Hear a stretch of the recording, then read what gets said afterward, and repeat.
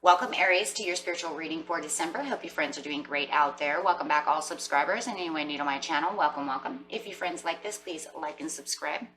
Okay, Aries, we are using the Whispers of Healing deck this time.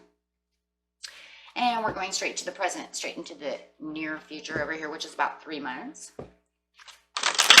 According to this deck, right? Oh my guys. This thing is very light. Holding it down.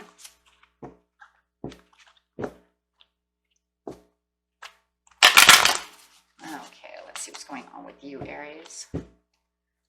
And giving the best message for Aries, please. Best message for Aries.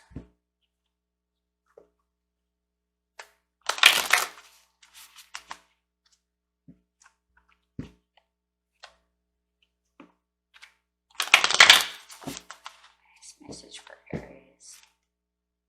Oh, here it comes. It's trying to spread, guys. Spread it. There it is. Trying to break away. Okay.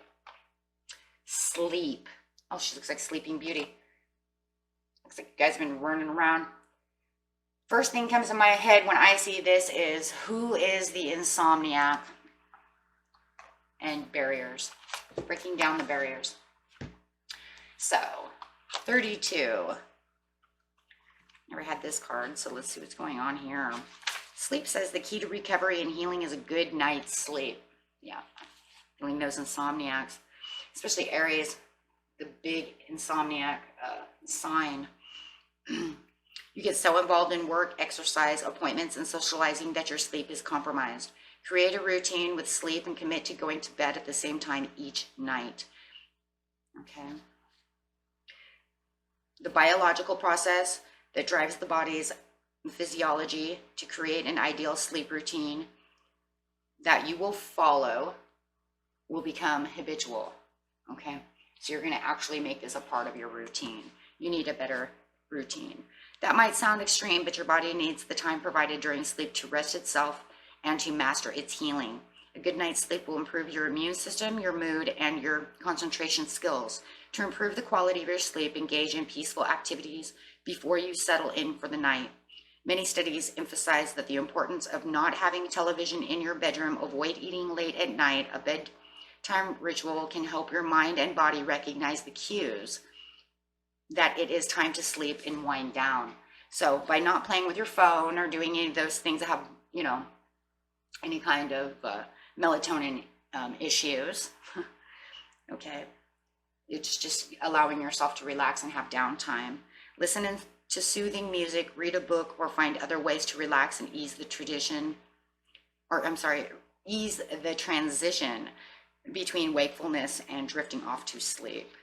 This will actually recalculate your body into knowing that it's time to go to sleep. Okay. So I feel like there's a lot of insomnia going on. It could be also from just stress in itself. I feel a very intense stress coming over me. Somebody's very stressed out. Lots of worries, lots of stress. Okay, so clarifying on the sleep, please, or Aries. Yep. Overwhelming, chaotic thoughts. Yeah. Some of you are dealing with depression, the stress, the disappointments. There's so many things going on within your mind. This is why you cannot go to sleep. Okay. And yeah, you could be focusing your attention to the TV, to your phone, doing other things, not to worry about these other two things that are going on: the depression, the worry, the stress, the overwhelming circumstances. With the Death card, it's like let it go so that you can just go to sleep.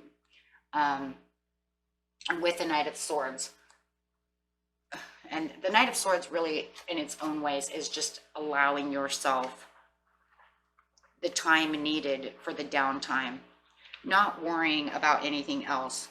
This is, going to take you backwards, right? The backwardsness of this is allowing your body to remember its own timing. Okay, and also remember the distractions. Stop with the distractions, because that's not going to help you. make the progress that you need, okay, to try to get the sleep.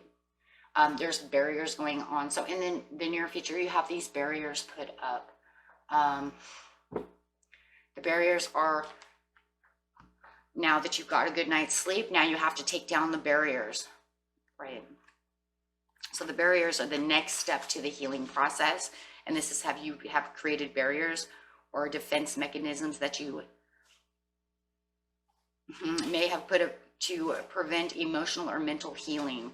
And this, this sleep is a part of the barrier as well, right? Because you're always awake thinking, and then you create these barriers. Now you're going to need to break down all the other barriers you have around you. So it says the universe is eagerly waiting and willing to assist you with your healing, but you may not be receiving the healing you desire. Something seems to be blocking or hindering your restoration. The obstacle may be a protective measure you have put in place to keep your heart from further harm. The shield may seem necessary and logical. However, it's also preventing the healing light being sent to you from penetrating and healing your pain. So you're going to have to start bringing down the barrier walls so that you can allow the healing to come through. So clarifying on the barriers.